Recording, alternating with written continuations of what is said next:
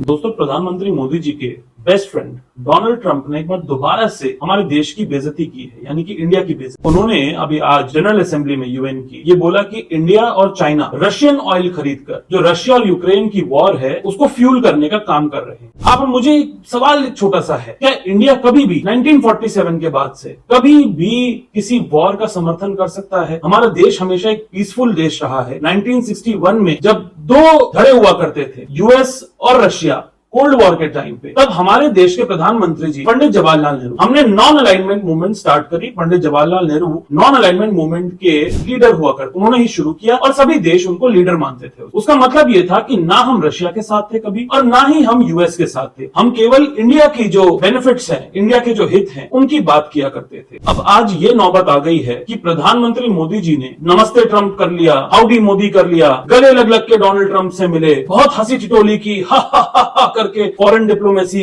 बोला कि देश में, यूएस में भारत का डंका बज रहा है। और आज डोनाल्ड ट्रंप ने इतनी छोटी बात करके हमारे देश के लिए, इतनी ओछी बात करके हमारे देश के लिए पूरे विश्व को यह दिखा दिया कि भारत के प्रधानमंत्री एक कमजोर प्रधानमंत्री है।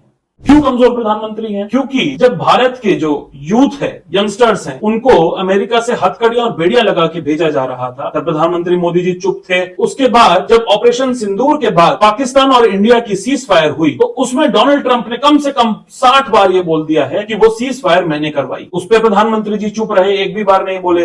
राहुल गांधी जी ने लोकसभा में भी उनसे बोला कि आप बोलिए डोनाल्ड ट्रंप के खिलाफ कि आपने ये सीज फायर नहीं करवाया है, ये डोनाल्ड ट्रंप झूठ बोल रहे हैं, लेकिन हमारे देश के प्रधानमंत्री मोदी जी चुप रहे। तीसरा, जब ट्रंप बोलते हैं भारत के लिए, तो वो भारत और पाकिस्तान को हाइफनेट करने का काम करते हैं। इसका मतलब यह है कि उसको एक ही पटल पे रखने का काम करते हैं। क्या भारत और पाकिस्तान कभी भी एक पटल पे रह सकते हैं? पाकिस्तान जैसा देश जो आतंकवादियों का समर्थन करता हो, जो आतंकवाद को प्रोत्साहन देता हो, क्या भारत और पाकिस्तान की तुलना हो सकती है? लेकिन हमारे देश के प्रधानमंत्री नरेंद्र मोदी जी, उसके बाद डोनाल्ड ट्रंप ने भारत के ऊपर 50% टैरिफ लगाने का काम किया। हमारे देश से के जो व्यापारी हैं, या मान लीजिए जो कपड़े की मिल है, जो कपड़ा हम यूएस को एक्सपोर्ट करते हैं, या अन्य वस्तुएं जो यूएस को एक्सपोर्ट करते हैं, उन पर 50% टैरिफ लगाने का काम किया। लेकिन हमारे देश के प्रधानमंत्री नरेंद्र मोदी जी चुप रहे। उसके बाद अभी 2-3 दिन पहले आपने खबर देखी होगी कि जो नए H1B वीजा एप्लीकेंट्स होंगे, उन पे $1 लाख की उनको फीस देनी पड़ेगी। $1 लाख, यानी कि 80 से 90 लाख रुपए H1B वीजा एप्लीकेंट को अमेरिका में रहने के लिए देनी पड़ेगी। इसका सीधा असर उन 71% H1B वीजा होल्डर्स पर पड़ेगा जो अमेरिका में भारतीय हैं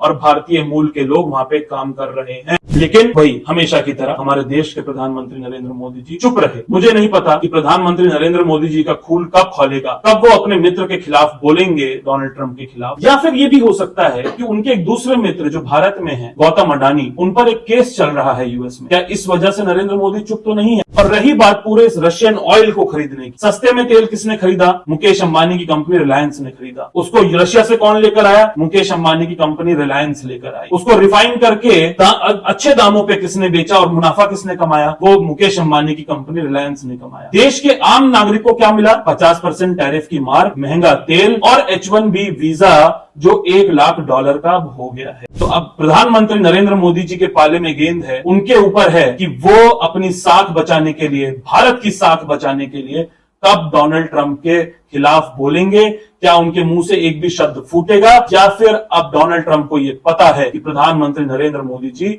अब एक कमजोर प्रधानमंत्री हैं, वो कुछ नहीं बोलेंगे, वो अडानी के प्रेशर में कुछ नहीं बोलेंगे, वो अंबानी के प्रेशर में कुछ नहीं बोलेंगे, और अब वो इतने कमजोर हो गए हैं कि उनके मुंह से एक चूं तक नहीं निकलेगी अमेरिका के खिलाफ, डोनाल्ड ट्रंप की नीतियों के खिलाफ।